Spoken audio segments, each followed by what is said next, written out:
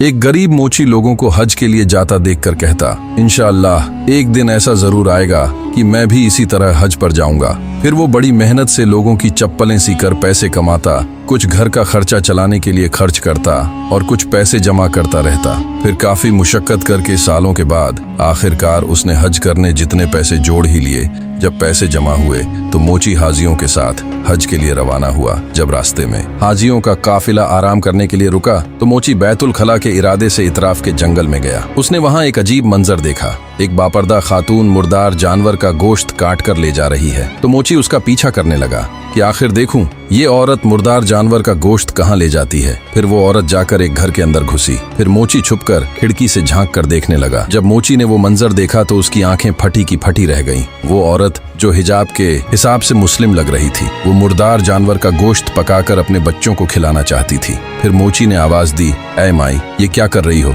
दरवाजा खोलो, मैं तुम्हें ऐसा हरगिज नहीं करने दूंगा। उस औरत ने दरवाजा खोला और मोची के सामने रोने लगी और कहने लगी, मैं एक सैयद ज़ादी हूँ। मैं इतनी मजबूर हूँ कि मेरे बच्चे भूख से मर रहे हैं, इसीलिए मैं ये मुर्दा जानवर का गोश्त पकाकर बच्चों को खिलाना चाहती थी। मोची की आंखों में आंसू आ गए और उस सैयद ज़ादी से कहने लगा, ये मुर्दार जानवर का गोश्त फेंक दो, मैं जाकर तुम्हारे बच्चों के लिए कोई बंदोबस्त करके लाता हूँ। फिर वो मोची हज पर नहीं गया। हज के पैसों से जितना भी सामान मिल सका, राशन वगैरह, वो खरीद कर लाकर उस सैयद ज़ादी को दिया। सैयद ज़ादी अपने रब की बारगाह में हाथ उठाकर उस मोची के लिए दुआ करने लगी, ऐ अल्लाह, इस मुसाफिर के दोनों जहां सरखरू कर दे। फिर वो मोची वापस अपने गांव चला गया। महीनों बाद जब हाजियों का काफिला वापस पहुंचा तो मोची हाजियों को फूलों के हार पहनाने लगा। हाजी कहने लगे कि भाई, तू क्यों हमें हार पहना रहा है? तू तो हज पर हमारे साथ ही था, हार तो तुम्हारे गले में भी होने चाहिए। इस इलाके के लोग हाजियों से कहने लगे, ये क्या कह रहे हो?